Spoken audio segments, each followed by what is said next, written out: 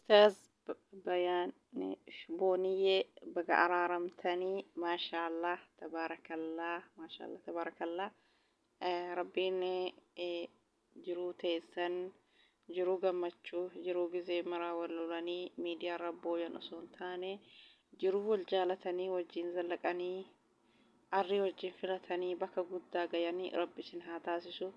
rabbiin bakka tokkotti isin haa deebisu booniyeen baga walitti araaramtanii abbaa manaa keetii wajji baga walitti araaramte garuu akka nama obboleettii tokkootti booniyee akkasiidhaan bultii tantee jabeeffadhu nama si jaalatuun hiriyaa jettee samoona kana miidiyaarra ka deemu sababa hiriyaati jettee abbaa manaa ishiitti wal dhabdeedha ka miidiyaarra deemaa jiru taaniinu allahu aalami waan isin dhabdanii fi jidduu keessanii rabbi malee nun beeku hin jiru waan miidiyaa kanarra dhagaamuu holola deemaa jiru dhageenya malee kanaaf bultii kan kee jabeeffadhu oksiiteen naqaalii booniyyee bultii kan kee gaaga'ini namni nama jaalatee bultiif nama barbaade jaalala dhugaa namaa kennu yeroo amma kana keessatti baay'ee ulfaataadha. Jaalala dhugaa namaa kennee jireenya namaatiif quuqamee jaalala namaatiif quuqamee jaalala namaatiif boo yeroo amma kana argamu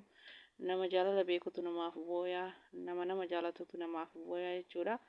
Kanaaf ustaazni kun nama ilmi rabbii barate nama har'aa miti boroo ilaa hanga guyyaa qiyaamaa si wajjin jiraatu ka waa hunda siif jecha waa hunda ta'u siif jecha booyu siif jecha waan inni hin taane hin jiru jechuudha ustaazni kuni.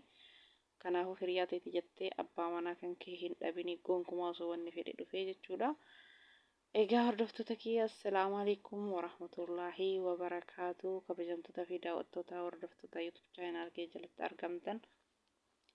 hordoftoota kiyya warroon hanga ammaa maatii naaf taatan hedduu takka galatoomaa galanni keessan dachaa haa ta'u harka fayyaa argadhaa bakka yaaddan muraada gayaa. Nageenya kiyya qilleensarra isin qaqqabu hunduma keessanuu bakkuma jirtan maratti alaaf biyya keessa hunduma keessanuu naaf galatooma warroonni maatii naaf taatanii jajjabeessitan warroonni hordoftan immoo weelkan baggama yuutuub chaanaala kiyyaa dhuftanii isin simadhee jira isinin jedha hordoftoota kiyyaa maatii yuutuub chaanaala kanaa ta'a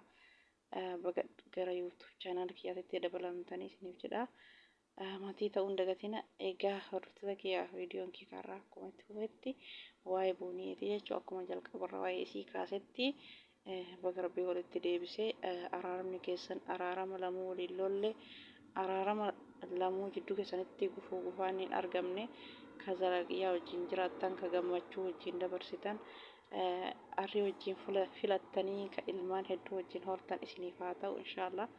Gaa'ila keessanillee godhattanii rabbi bakka tokkotti isin haa deebisu haajaa muraada keessan isiniif haa guutu nama gizee mara ol dhabeetiniin miidiyaa kanarraa ba'uu fi ka nama jaalatuuf ka nama jibbu nama arrabsu osoo hin taane nama miidiyaa kana duubatti jireenya ofii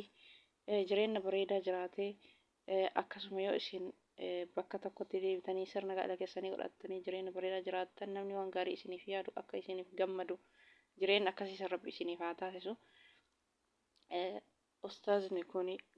yeroo hedduu sababa keetu jecha dubartiin dhabamteeti miti sababa namni tokko nama jaalate nama tokko jaalate jedhee saniif booya malee gowwaa miti amma tokko namni ka jaalalan beene gowwaa maal asirraa booyaa oola kuni maal akkana ta'a jedhanii jechuudha jaalalan beene jechuudha. Namni jaalala beekutu namaaf booyaa kanaafu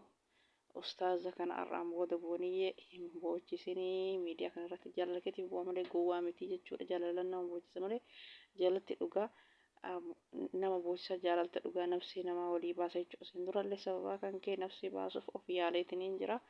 kanaafi ustaaza kana arraan booda akka boochifne miidiyaa kanarratti kaalaas kanaan booda gammachuu malee boo'insa keessan hin argin. Ustaaz Muhammad Bayaan namni ilmi baratee ilmi rabbii si barsiisee wayiifuu gara islaamummaa amantii islaamaa filattee dhuftee diinii rabbii qabattee barattee diinii rabbii si barsiisee ustaazni kun si jaalatee waan dhiirri kamuu dubartiin hin jenne hunda osoo ati bira hin gahin waa meeqa si faarsee waa meeqa si jajee waa meeqa si faana ta'ee lubbuu ofillee baasuuf sababaa kee bakka guddaa ga'ee jechuudha namni. Dhiirri yeroo ammaa kana lubbuu nama baasu miti lubbuu namaaf baasu miti jaalala dhugaatuu namaaf hin kennu jechuudha. Kanaaf ati gizee kana keessatti nama akkana kanas saftee borummoo ni gaabbitaa jechuudha. Hiriyaan tantee bultii siin taatu, hiriyaan tantee abbaa manaa boru siin taatu. Jireenya kan kee balleessuuf sitti eenyu jetti malee jireenyuma ati amma abbaa manaa gaarii akkana argatte kana sitti waanyite dubartii meeqatu osoo nama akkanaa kan anillee jaarsa akkanaa kan argadhe jedhee dubartii meeqa hawwa. Kanaafuu abbaa manaa kee kanatti saftee jirta sababa hiriyaatiif akkanatti deebitee kariyoo duraa sunuu diqqaatee sababa keetiif wanni inni hin taane hin jiru jechuudha. Sunumtu gahaadha jechuu sanirratti. Kanarratti tartee ammallee sababa hiriyaa sababa maaliitiif isa gonkumaa bakka buusuu hin qabdu jechuudha. Hiriyaan tante sun sitti haftee isiinuu hiriyaa taate siif yaaddee osoo isinuu wal loltanii walitti isin araarsitee lakkaa waliin lolinaa lakkaa waliin dhabinaa walitti araaramaa hiriyyummaan kiyya hafu malee isin lamaan addaan akka hin baane jettetiniin silaa si loltee waan gaarii si gorsiti malee duuba dhaabattetiniin akka isin lamaan addaan baatan gochuu hin qabdu jechuudha osoo hiriyaa gaarii taate jechuudha. Hiriyaa gaarii ta'e jechuun tabultii namaa jidduun seenne jechuudha. Gonkuma hiriyaa ofirraa fageessuu qabdanii waa'ee abbaa manaa keessanii waa'ee mistira keessanii abadan itti himuu qabdan hiriyaa jaalattanillee baay'ee jaaladhaa malee wanni bultii keessan keessa wanni galu tokko hin jiru jechuudha jidduu keessan lamaan isin lamaan malee hiriyaan boru abbaa manaa ofii boru ilmaan irraa argatanii ilmaan ofii horanii wajjin jiraatan hiriyaan maan nama gooti ilmaan hojii horan moo maali hojii jireenya zalaaqiyaa hojii jiraatan moo maan nama gooti hiriyaa jecha abbaa manaa ofii jibbuun abbaa manaa ofii waan hin taane keessa galchanii uummata miidiyaa arrabsiisuun immoo sirrii miti nu ka abbaarra beekuu buda jedhanii nu namni tokko ustaazni kun yoo nama ilmi rabbii barsiisu ustaaza jechuun kabajamaadha. Nama ilmi rabbii nama barsiisu akkanatti jaalala namaatiif nama miidhame akkana miidiyaa irra baasee xiqqa guddaa arrabsiisisu kun sirrii miti. Egaa viidiyoon kee har'aa kana fakkaataa gorsa kiyya kana nama hundaan ni fayyada jechuudha. Hanga viidiyoo biraatiin walitti deebinutti turtii gaarii. السلام عليكم ورحمة الله وبركاته. كل جميع هداء التوتر والتوتر كيان نجيان ترى